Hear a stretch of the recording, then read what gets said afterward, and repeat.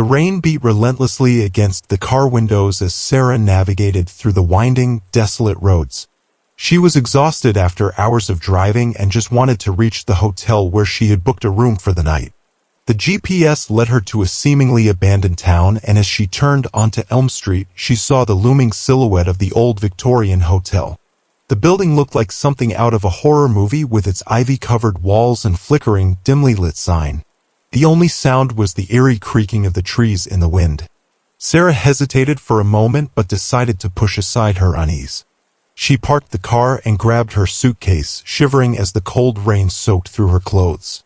As she entered the lobby, a chill ran down her spine. The atmosphere was heavy with a sense of foreboding, and the air seemed to thicken around her.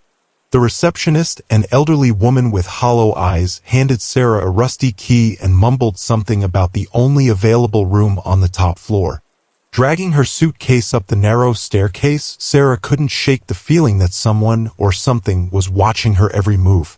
The creaky floorboards beneath her added to the unsettling ambience. The dimly lit corridor on the top floor seemed to stretch endlessly, and the faded wallpaper peeled off in eerie patterns. Room 13 was at the end of the hallway, its door standing slightly ajar.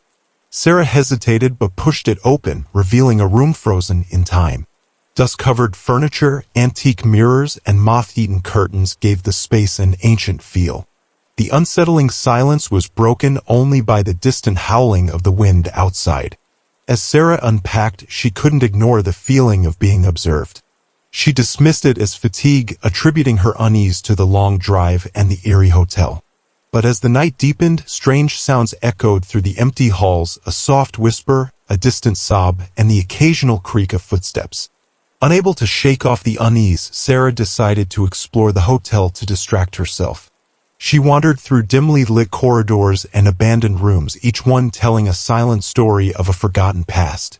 As she approached the grand ballroom, the air grew colder, and a haunting melody filled the space. The ballroom, adorned with dusty chandeliers, seemed to come alive with ghostly apparitions swirling in an otherworldly dance. Sarah rubbed her eyes, convinced it was a trick of her imagination.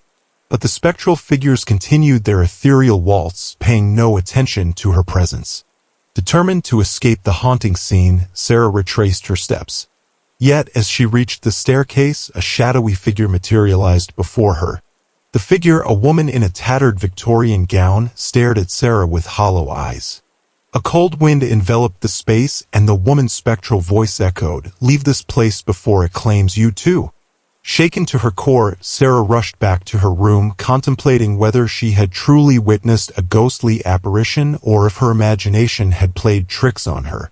As she lay in bed, the room plunged into an unnatural silence, broken only by the rhythmic tapping of rain against the window. Just as she started to drift into an uneasy sleep, the room flickered with a dim, ghostly light. The temperature plummeted, and a ghostly figure appeared at the foot of her bed, the same woman from the ballroom. She spoke in a mournful tone, revealing the tragic tale of a lost love and a life cut short. The spirit implored Sarah to help her find peace by uncovering the hidden truth behind the hotel's dark history. Torn between fear and empathy, Sarah realized that her stay at the hotel was no ordinary night. The ghostly presence had chosen her to unravel the mysteries that had trapped souls within the decaying walls.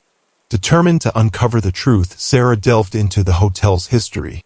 She discovered a tale of love, betrayal, and a series of tragic events that had unfolded within its walls. The spirits trapped in the hotel sought closure, and Sarah became their unwitting ally. Guided by the ghostly figure, Sarah unearthed hidden passages, old letters, and forgotten artifacts that held the key to unraveling the mysteries. The hotel, once a place of joy and celebration, had become a realm between the living and the dead, trapping souls in an eternal limbo. As she delved deeper, the supernatural occurrences intensified. Shadows moved on their own, whispers echoed through the halls, and the temperature fluctuated unpredictably. The spectral figures became more desperate for release, their presence a constant reminder of the darkness that lingered.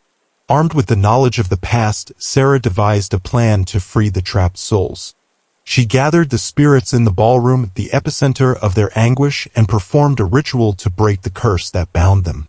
The air crackled with energy as she recited ancient words and offered solace to the tormented souls. As the ritual reached its climax, a blinding light enveloped the ballroom. The ghostly figures faded away one by one, their mournful cries turning into whispers of gratitude. The oppressive atmosphere that had gripped the hotel lifted, replaced by a sense of serenity. Sarah stood alone in the now silent ballroom, the weight of the past lifted from the hotel's shoulders. The once decrepit walls seemed to breathe with newfound life. The rain outside had stopped, and a soft glow bathed the surroundings as dawn approached.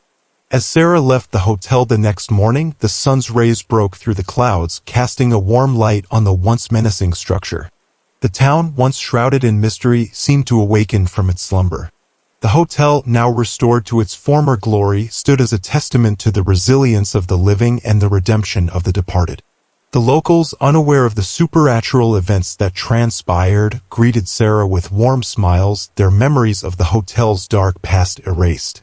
As she drove away, Sarah couldn't help but glance back at the hotel. The ominous facade was replaced by an aura of tranquility, and she knew that the spirits she had encountered could finally rest in peace. The scary hotel night had come to an end, leaving behind a tale of redemption and a newfound appreciation for the thin veil between the living and the